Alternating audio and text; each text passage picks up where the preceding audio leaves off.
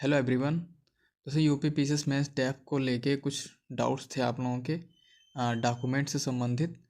तो कुछ common doubts हैं, तो इनको मैंने यहाँ पे नोट कर लिया है, ठीक है। और सबसे ज़्यादा आप लोग इसी पे कमेंट कर रहे हैं, तो इन पे बात कर लेंगे तो फिर आपके डाउट्स जो हैं वो क्लियर हो जाएंगे, ठीक है। तो सबसे पहले हम लोग बात करेंगे मार्कशीट को लेके। तो मार्कशीट में आप लोगों को दिक्कत हो रही है अपलोड के टाइम पे। आप लोगों का कहना है कि मार्कशीट कौन सी अपलोड करें। तो देखिए, मार्कशीट जो अपलोड करने के टाइम पे क्या करेंगे, आप लोग फाइनल वाली मार्कशीट अपलोड कर दीजिए। और जब आप लोग आयोग भेजेंगे डॉक्यूमेंट्स, तो उसके साथ में जितनी भी आपकी मार्कशीट है उसको अटैच कर दीजिए। जैसे ग्रेजुएशन में क्या है, आपके कई सारे सेमेस्टर्स होते हैं, तो उसमें बहुत सारी मार्कशीट होती हैं, ठीक है। तो आप फाइनल की मार्कशीट अपलोड कर दीजिए वहाँ पे, और उसके साथ में जब भेजेंगे कागज़, तो वहाँ पे उसको अटैच कर दीजिए, ठीक, सारी मार्कशीट। तो ऐसा आप लोग कर सकते हैं, ठीक है। सर्टिफिकेट और डिग्री से संबंधित आपके डाउट्स हैं कि जो डिग्री है वो नहीं है या फिर सर्टिफिकेट नहीं है। तो देखिए, अभी टाइम है, निकलवा लीजिए, ठीक है। अगर निकल जा रही तो बहुत अच्छी बात है। और डिग्री देखिए, अगर नहीं निकल पा रही है तो उसका प्रोविज़नल बनवा लीजिए, ठीक है। 1-2 दिन लगते हैं, प्रोविज़नल बन जाता है। और बन जा रहा तो बहुत अच्छी बात है। अगर नहीं बन पा रहा है तो मार्कशीट जो है आपकी वही लगा दीजिए, ठीक है। डीवी के टाइम पे वो सारी चीज़ें क्रॉस चेक हो जाएंगी, तो वहाँ पे ओरिजिनल जो डिग्री है वो दिखा दीजिएगा, ठीक है। इसके बाद कास्ट सर्टिफिकेट के बारे में आपके डाउट्स हैं कि कास्ट सर्टिफिकेट जो है आपका कब का होना चाहिए। तो देखिए, जो SC ST और OBC हैं, इनके लिए 3 साल अगर पुराना सर्टिफिकेट है, कास्ट सर्टिफिकेट, तो आराम से चल जाएगा। और अगर 3 साल से ज़्यादा पुराना है, 4 या 5 साल का है, ठीक है, तो बनवा लीजिए, नया बन जाएगा और नया लगा दीजिए, कोई दिक्कत नहीं है। इसके साथ ही EWS वाले पूछ रहे थे कि किस फाइनेंशियल ईयर का जो है सर्टिफिकेट लगेगा। तो आपका जो प्रीलिम का जो लास्ट डेट था सबमिशन का, उससे पहले का होना चाहिए। और फाइनेंशियल ईयर जो है आपका 24-25 का बना होना चाहिए, ठीक है। बाकी निवास किन लोगों को लगाना है, तो देखिए, जो जनरल कैटेगरी में है उन लोगों को निवास जो है नहीं लगाना है, चाहे आप यूपी के हों या फिर अदर स्टेट के हों, ठीक है। बाकी जो लोग रिजर्वेशन क्लेम कर रहे हैं वो लोग निवास जरूर लगाएंगे, ठीक है। अपलोड करने का ऑप्शन निवास वाला नहीं आता है, लेकिन आप जब आयोग में भेजेंगे डॉक्यूमेंट्स, तो उसके साथ आप निवास भी भेजेंगे, ठीक है।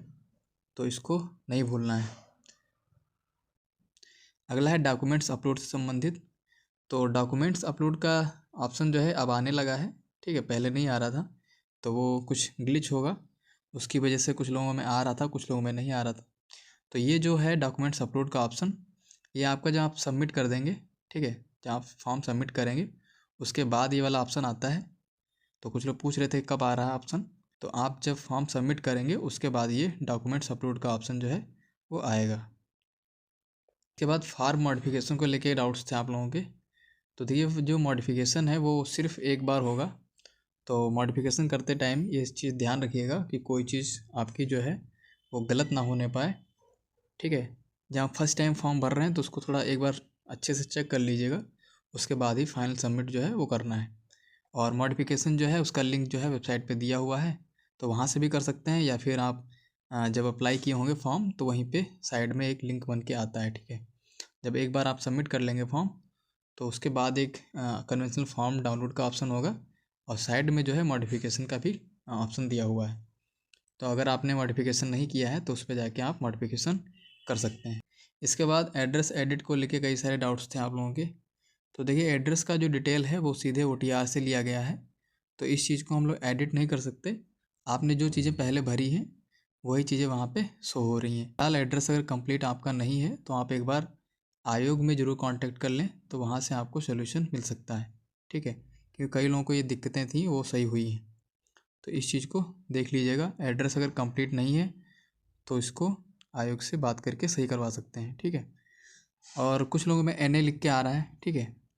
तो NA लिख के आ रहा है तो इससे कोई प्रॉब्लम नहीं है, बाकी आपका एड्रेस पूरा होना चाहिए, ठीक है। एड्रेस कंप्लीट है, कुछ NA भी लिखा हुआ है तो उससे कोई प्रॉब्लम नहीं होगी।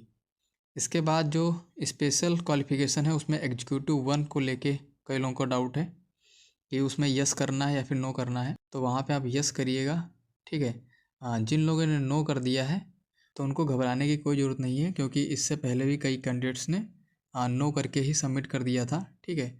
मैं 2023 की बात कर रहा हूँ कि उसमें कई कैंडिडेट्स ने ये नो किया था और उन्होंने बाकायदा इंटरव्यू भी दिया है और डॉक्यूमेंट्स वेरिफिकेशन में कोई दिक्कत नहीं होगी, ठीक है।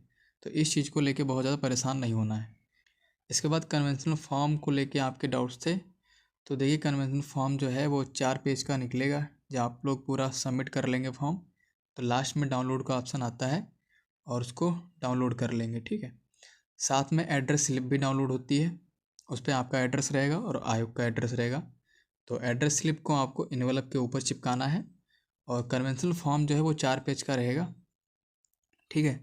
तो उसमें क्या है, जहाँ पे आपके फ़ोटो लगनी है वहाँ फ़ोटो लगानी है और उसके साथ ही आपको डेट भी डालनी है, ठीक है।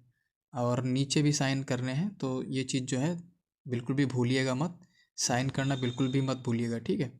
क्योंकि साइन अगर नहीं करेंगे तो फिर आपके फॉर्म के रिजेक्ट होने के चांसेस बढ़ जाते हैं, ठीक है। फीस रसीद को लेके आप लोग पूछ रहे थे कि क्या ये भेजनी है साथ में, तो इस बार जो है वो डाउनलोड हो ही नहीं रही है, तो फिर भेजने की भी ज़रूरत नहीं है, ठीक है। तो कोई मैंडेटरी नहीं है फीस रसीद भेजना। और कुछ लोग भेज दिए हैं फ़िलहाल, ट्रांजेक्शन का ही स्क्रीनशॉट लेके लगा दिए हैं, तो कोई उससे भी कोई दिक्कत नहीं है। अगर आप लगा सकते हैं तो लगा दीजिए, नहीं लगा पा रहे हैं तो कोई दिक्कत नहीं, ठीक है। तो ये सारे आपके कॉमन डाउट्स थे जो मैंने इस वीडियो में क्लियर कर दिए हैं। बाकी अगर और कोई दिक्कत रहती है तो आप लोग कमेंट कर सकते हैं।